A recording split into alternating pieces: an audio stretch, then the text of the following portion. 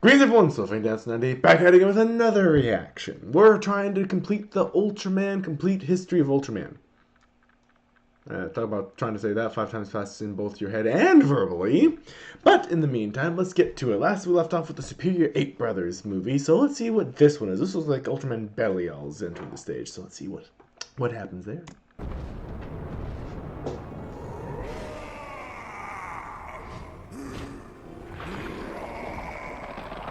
Well then.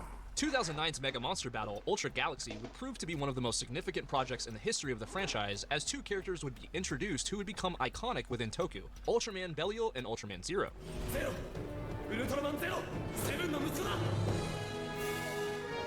This project was a continuation of a direct-to-video special called Ultraman Maybu's side story Ghost Reverse, and this project would usher in an exciting new era for Ultraman.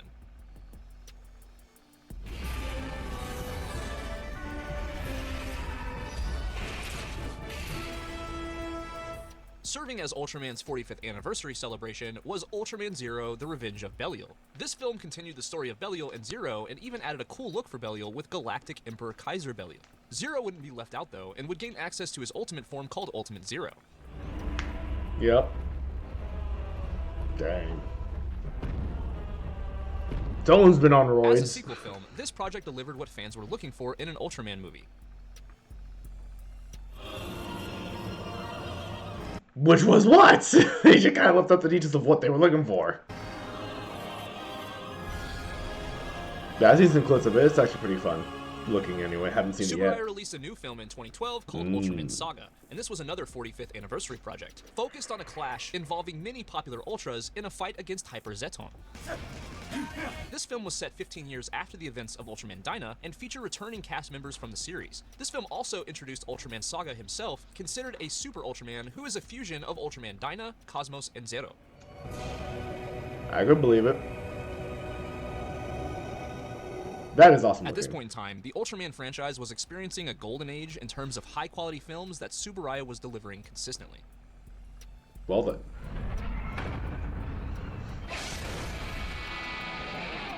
Subaraya also released a miniseries in 2012 called Ultra Zero Fight, starring Ultraman Zero. After Zero's rise in popularity, it was only natural to feature him in even more projects going forward, and a continuation of the Ultra Fight series was a natural fit.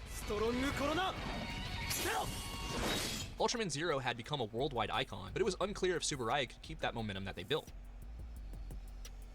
Let's see what the next project was. In 2013, the world would be introduced to Ultraman Ginga, a slick and futuristic-looking Ultra in a series that celebrated the 50th anniversary of Subaraya Productions. And it was pretty good. I will admit, it was pretty good. This series follows the adventures of Hikaru Raido, a member of UPG or the Ultra Party Guardians. Hikaru is a fearless and energetic 17-year-old, ready to take on any challenge as Ultraman Ginga.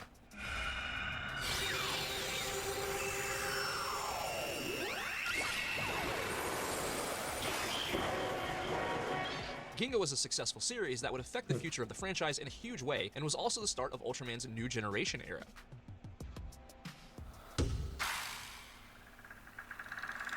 Neo Ultra Q? In 2013, Ultra Q got what was marketed as a sequel season in Neo Ultra Q. Neo Ultra Q kept the same style and tone of the original, but added slightly more comedy. This allowed a wider age range to enjoy the series. Neo Ultra Q kept the spirit of Ultra Q alive. Guess that explains why there's a creature suddenly just greeting an old Ultraman man. Ginga would get a sequel series in 2014 with Ultraman Ginga S. Yes.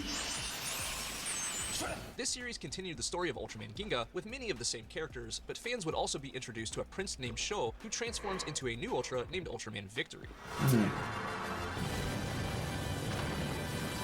Victory. Ultraman Ginga S followed up on the success of its predecessor and gave fans an explosive chapter of the Ultraman saga.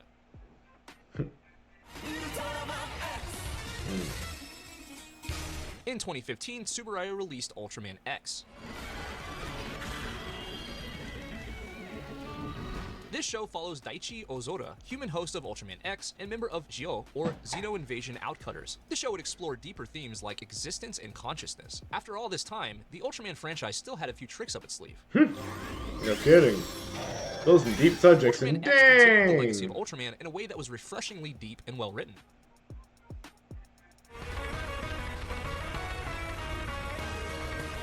Orb. 2016 was the year of Ultraman Orb, a series made to commemorate the Ultra franchise's 50th anniversary. That checks out. This show focuses on Gai Kurene, the human form of Ultraman Orb, as he takes on Juggler's Juggler. This season also featured a team of 3 independent investigators called SSP, or the Something Search Party.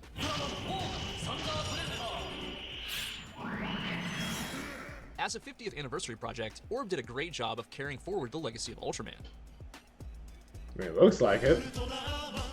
In 2017, the Ultraman franchise returned with a new series called Ultraman Geed, or Ultraman Jidol, with the series' namesake being the created son of Ultraman Riku Asakura is the human form of Ultraman Jidol, who despite being the son of Belial, was raised as a regular human and he has a kind and noble personality. Riku is also a huge fan of a Toku character named Dawn Shine. Riku has a unique transformation sequence where he would combine the powers of multiple Ultras. This resulted in one of the most famous transformation sequences in all of Ultraman. Riku also featured the AIB, or the Alien Investigation Bureau, as well as a master sword fighter I feel named like there's parts that are being cut out from YouTube editing. Yeah, I feel like that's what's going on here from the forced trimming, I'm guessing. Hiraya, and a man named Reito Igaguri who transforms into Ultraman Zero. Ultraman is memorable. Access! Flash!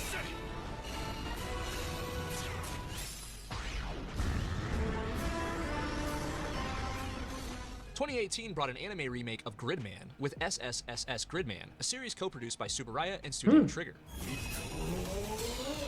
Ah, looks like I need to check that out. That looks awesome. Running for only 12 episodes, this was a short-lived project, but one that was welcomed by fans of Gridman. Ah, blue and was it 2018 red? brought Or fans red? one of the most unique RB, seasons in yeah. the history of the franchise. This series was known as Ultraman Ryub in Japanese, but in English was branded as Ultraman RB. This show follows the adventures of the Minato siblings. Katsumi transforms into Ultraman Raso, and Isami Raso. transforms into Ultraman Blue, and they are accompanied by their sister Asahi. This show also has a strong supporting cast, including Ushio Minato, the father of the Minato siblings.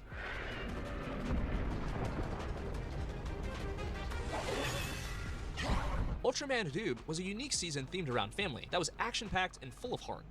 I mean, yeah, I mean, with the amount of things they have in there, I'm not surprised.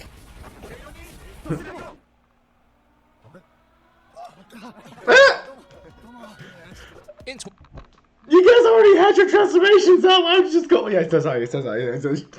Jeez.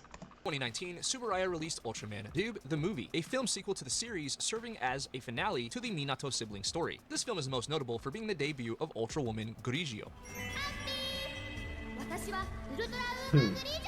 This movie capped off Ultraman Ryub's story in a cool and unexpected way.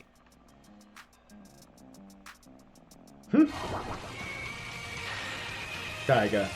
2019 This one I brought know. fans the first Ultra series of the Reiwa era with Ultraman Taiga. This series, of course, focused on Taiga, the son of Taro, who is a member of the Tri-Squad along with Ultraman Titus and Ultraman Fuma.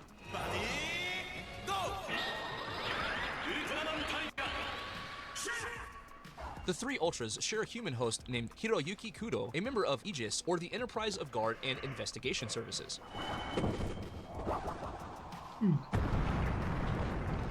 It was a new era in Japan, and the Ultraman series rose to the occasion with Ultraman Taiga. 2019 also marked the launch of Ultra Galaxy Fight, a miniseries that was distributed online. With short 5-minute episodes, this series was a callback to the original Ultra Fight miniseries, and it proved successful with fans, resulting in the series receiving 2 sequel seasons. This is something I'll check out. Ah. Also in 2019, Tsuburaya entered into a joint production with Netflix and Production IG to create an Ultraman anime series. This series was aimed at an older audience and featured visually dynamic animation that proved to be successful, as this series would go on to get 2 more seasons. I really gotta finish that. That was This show a was fun Netflix one. Japan's most watched anime of the year in 2019, and due to the wide install base of Netflix, it introduced many new fans to the Ultra franchise. Ultraman continued its success in 2020 with Ultraman Z. This show was aired on TV and the official Tsuburaya YouTube channel. This show eventually would even get full entry to the franchise, and the Reiwa era was starting to be a great time to be an Ultraman fan. Man, certainly seems it. Tsuburaya released a miniseries in 2021 called Seven's Your Fight, with each episode taking place between episodes of Ultraman Z. This project was another callback to Ultra Fight that gave fans a bit more context to Ultraman Z, while still delivering the entertaining fights that fans expected. Trigger. 2021 brought us Ultraman Trigger, New Generation Tiga. Serving as a reboot of Tiga, this show featured a lot of the same themes and elements, as well as similar characters. Part remake, part reimagining. This show celebrated the 25th anniversary of Tiga while updating elements to fit more with the current day. These included slight variations in names like Trigger instead of Tiga. In this series, we follow the adventures of Kingo Manaka, a plant-loving botanist who joins a team called Guts Select. This squad is loaded with charismatic and memorable characters that would contribute to the show's overall quality in a huge way.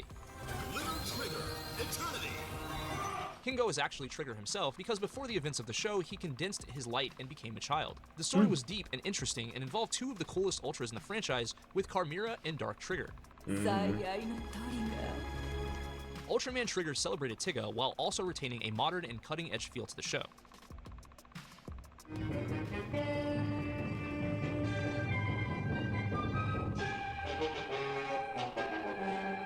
In 2022, Tsuburaya would co-produce a film with Toho and Kara Inc. This project was called Shin Ultraman, a reimagining of the original series.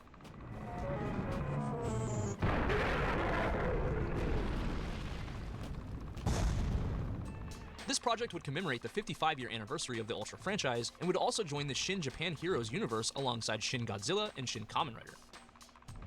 That checks out. Still gotta find the time to watch that full movie. I only saw the trailer and those little battle scenes for it.